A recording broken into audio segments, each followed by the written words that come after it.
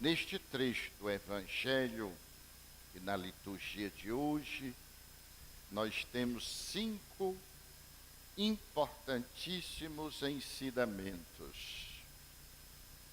O primeiro está na segunda leitura desta liturgia da carta de São Paulo aos Gálatas. E São Paulo diz: Cristo nos libertou para que vivamos na liberdade. Cristo nos libertou de quê? Nos libertou dos nossos instintos. Muita gente hoje em dia briga por liberdade, mas o que entende como sendo liberdade é o direito de seguir aos seus instintos, o instinto da preguiça, o instinto da raiva, o instinto da acomodação, o instinto da lascívia, o instinto da fornicação. Então, se dá vontade de transar, transa. Isso é liberdade? Se dá vontade de bater, bate. Isso é liberdade? Se dá vontade de beber, bebe até cair. Isso é liberdade? Se dá desejo de se entorpecer na droga, o faz. Isso é liberdade? O que as pessoas hoje chamam de liberdade, a palavra de Deus chama de escravidão dos instintos. Esta tendência que está dentro de nós, mas que nós não somos obrigados a seguir estas tendências, pois nós podemos contar com a graça de Deus, que nos livra de viver escravizados por esta tendência. O segundo ensinamento está no Evangelho, quando diz que Jesus tomou a firme decisão. É claro que nenhum tempo tem tudo o que nós precisamos. E por isso, o tempo evolui, as pessoas evoluem. Porém, há determinados valores e há determinados níveis de consciência coletiva que mesmo que a gente caminhe em busca do que ainda não tem, a gente tem que conservar aquilo que já tem. E uma das coisas que devem ser conservadas é a nossa capacidade de tomar firme decisão. Mas aquele que é escravo dos seus instintos, jamais será capaz de tomar firme decisão. E chama os seus instintos de liberdade. Se quiser abortar, aborta. Se quiser abandonar, abandona.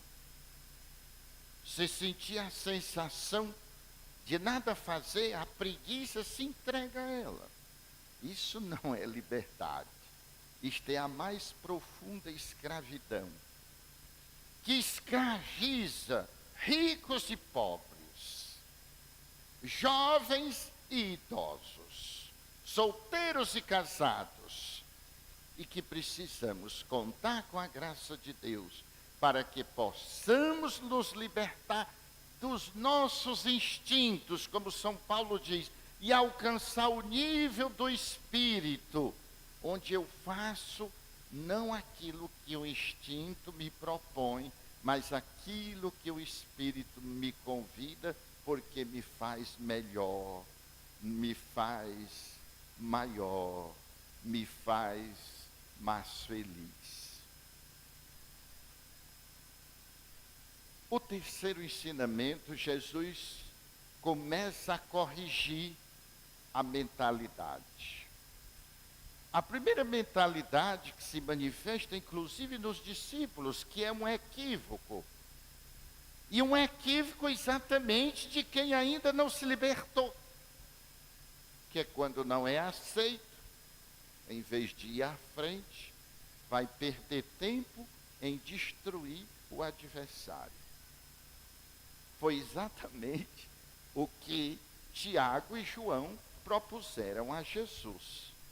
Que eles não aceitaram Jesus porque Jesus ia para Jerusalém.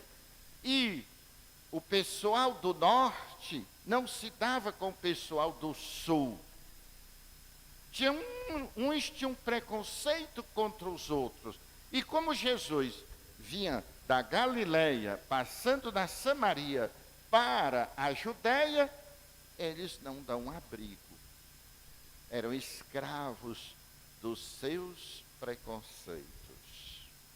E os que andavam com Jesus, escravos da sua raiva, todos estavam escravos dos instintos. E por isso vão a Jesus e diz: eles não nos aceitaram, queres que peçamos fogo para cair do céu e destruí-los? Há poucos dias foi anunciado no Brasil que Jesus só não comprou pistola porque não existia. Jesus não era escravo da raiva, da preguiça, da lascívia. Jesus não era escravo das tendências humanas que desagregam e nos puxam para baixo. Jesus repreende os seus discípulos e não fala, mas indica o que se deve fazer. Vai a outro povoado. Às vezes, de vez em quando, aqui também, eu encontro gente que vem dizer assim: fulano estava lhe criticando. Eu não quero saber quem está me criticando. Eu quero saber quem concorda comigo e vai comigo. Quem vai ficar na beira da estrada. Quem não concorda, eu nem preciso saber que ele existe. Não perdo tempo com isto. E aprendi isto com Jesus. Temos que ir à frente. Noutra ocasião, Jesus ainda diz mais: se alguém não te recebe, bate a poeira dos pés. O que é bater a poeira dos pés? Na Sagrada Escritura, o que nós chamamos de coração, a Sagrada Escritura chama de pés. Porque quando uma pessoa está deprimida, revoltada, zangada, a gente diz, quando ela está decepcionada, que ela está com o coração furado. Quando uma pessoa é rejeitada por outra, aí desenha um coração, bota uma seta sangrando. Na cultura de Jesus, quem está deprimido, revoltado, decepcionado, se diz que está doente dos pés. Porque ninguém vê um deprimido de pé, ninguém vê um revoltado de pé, ninguém vê um decepcionado de pé. Então dizer que bater a poeira dos pés significa dizer, não se deixar cair, arrastar para baixo, se deprimir com aqueles que não nos aceitam. Vá em frente, porque outro te aceita e tu esquece completamente aquele que não aceita. Nem precisa lembrar dele. O quarto ensinamento, Jesus chama um. E ele diz assim: deixa eu enterrar meu pai, depois eu volto. Jesus diz assim: deixa que os mortos enterrem seus mortos.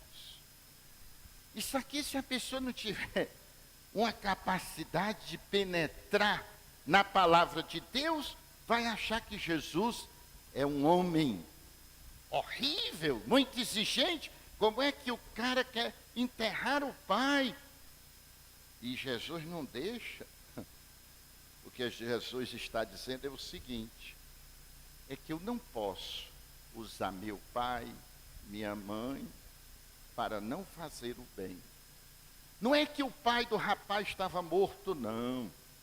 O pai do rapaz não estava morto, não. Isso não diz no Evangelho que ele já estava morto. O pai do rapaz estava lá na casa dele. Só que quantas pessoas dizem: ah, eu queria tanto fazer isso, eu queria tanto me engajar na igreja, mas eu tomo conta do meu pai, deixa ele morrer. Quando ele bater as botas, aí eu vou ter tempo. Ou seja, para eu ser bom, os outros precisam se lascar. E aqueles que nós devemos fazer tudo para que vivam mais. Na realidade, o que Jesus está dizendo é isto: tudo que você fizer sem mim, e Jesus já tinha dito isso, sem mim nada podeis fazer. Mas para que a gente entenda é assim: sem mim, tudo que vocês fizerem é nada. Se você não é bom agora, porque seu pai ainda não morreu, você já morreu. E quando ele morrer, você continuará morto, porque você não melhora, porque você não cresce, porque você não é capaz de acolher a novidade que vem do reino de Deus. E o quinto ensinamento, outro diz: eu vou te seguir, mas primeiro eu vou me despedir dos meus familiares. E Jesus responde: quem pega no arado e olha para trás, ainda não tem capacidade de pertencer ao reino de Deus. O que Jesus está dizendo? Que a gente deve abandonar nossos parentes, nossos familiares? Nunca, pelo contrário. Honrar pai e mãe, às vezes a gente não pode amar o pai e a mãe, porque às vezes eles nos maltrataram tanto. Às vezes eles não maltrataram, mas a gente se sentiu maltratado. Não tem condição de amar, mas tem condição de honrar o pai e a mãe. A palavra de Deus diz: quem honra pai e mãe viverá uma vida mais longa e mais tranquila.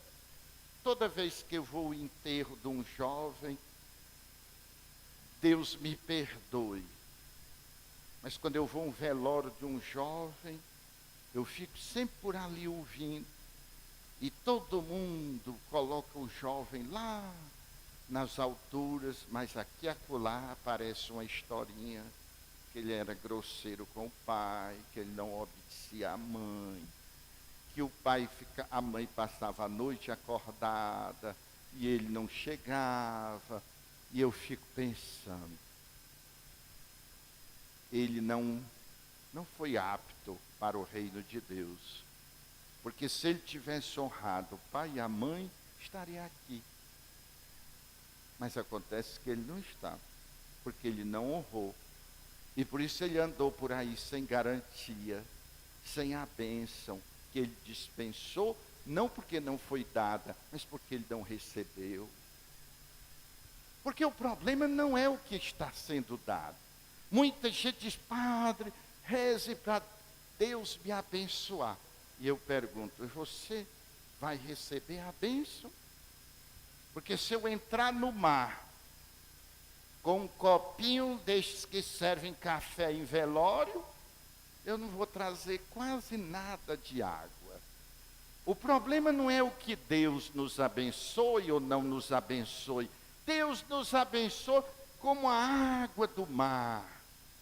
Mas se eu sou tão estreito, não me abro para receber, a água fica lá e eu fico sem nada. Então o rapaz diz: eu vou, não diz se é uma mulher ou se é um homem, mas quando eu me despedir dos meus familiares. Nesta semana eu encontrei uma senhorita com o namorado. E eu disse, você nunca mais foi à igreja? Ah, padre, não posso. Eu tenho uma menina, essa menina é tão danada, mas quando ela casar, aí eu vou. Você acha que se você não ensinar o seu filho o temor do Senhor, que é o princípio da sabedoria, se você não ensinar o seu filho, se você não ensinar ele o caminho do altar, você acha mesmo que você vai ter tempo de, quando ele crescer, você vir para a missa? Ou na hora da missa você está procurando por ele num bar, numa boca de fumo, escondido com medo da polícia? Ou você ouviu dizer que ele ou ela apanhou de alguém, ou açoitou alguém? Será que você acha mesmo que se você não traz seu filho para a igreja, se você não ensina a ele ou a ela o temor do Senhor, que é o princípio da sabedoria, se você não ensina o caminho do altar, você acha mesmo que quando ele ficar adulto ou ela, ele vai dar tempo para você vir à missa? Ou antes dele se casar ou ela, vai trazer um netinho para você cuidar? E aí você vai à missa quando? Quando você morrer. Porque quando você pensava que está livre, você começou tudo de novo. O filho fazia zoada, o neto ainda faz mais. E se demorar, a bisneta também. Somente se nós passarmos a ser bons hoje, enquanto estamos aqui, e acolher Jesus hoje, enquanto estamos com nossos filhos crianças. Vocês nunca viram a mim, e eu não sei se viram algum outro padre, xingando um pai ou uma mãe porque traz a criança para a igreja. Eu não vou querer que uma criança fique aqui 1 hora quieta, porque se a criança ficar aqui 1 hora bem quietinha, eu já sei que ela está doente, ela deve ir para o hospital, não é para a igreja.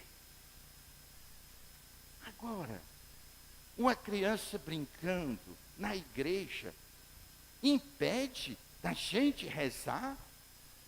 E o pai e a mãe, que às vezes não tem com quem deixar, e mesmo se tiver, deve trazer. Porque você deve ensinar a seu filho o caminho do altar. Se nós olharmos para Abraão, Abraão ensinou 4 coisas a seus filhos. O primeiro foi o poder da oração. Seu filho precisa ver você rezar. Você precisa colocá-lo no colo e rezar com ele. Você precisa lembrar a ele que o mundo não se resume aos nossos instintos, nem aquilo que nós vemos, mas é aquilo que não vemos, mas que podemos sentir e experimentar, que vai ser o definitivo na nossa vida. Você precisa ensinar o seu filho os limites. Os limites. O pai e a mãe que não ensina seus filhos os limites, vai chorar por ele. E chorar quando não vale mais a pena. Quando não vale mais. Quando suas lágrimas já não têm nenhuma importância. Abraão ensinou o caminho do altar. E Abraão ensinou o valor do trabalho. Isto está nos nossos pais da fé. Abraão e Sara nos mostram para sempre o que devemos ensinar aos nossos filhos, sem precisar que nossos pais morram, para que a gente seja bom, sem precisar que nossos filhos se casem, para que a gente achar que aí é que vai ter tempo de rezar, de servir a Deus, de ir à igreja, de fazer o bem. E tem um outro ensinamento. Quando uma pessoa diz, eu te seguirei, para onde tu fores? E Jesus diz, as raposas têm suas tocas, os pássaros têm seus ninhos, mas o Filho do Homem não tem onde reclinar a cabeça. Porque seguir a Jesus não é ir para lugar nenhum. Não é sair daqui para Sobral. Não é sair daqui para Massapê. Seguir a Jesus é sair do nosso menos para o nosso mais. É sair do nosso pior para o nosso melhor. Você pode continuar na sua casa, na sua cama, no seu trabalho, com a sua família, sem precisar ir para lugar nenhum, e apenas para o melhor de si mesmo. Isto é que é seguir a Jesus. Que as palavras do Evangelho perdoem os nossos pecados e nos dê coragem para seguir o Mestre. Louvado seja nosso Senhor Jesus.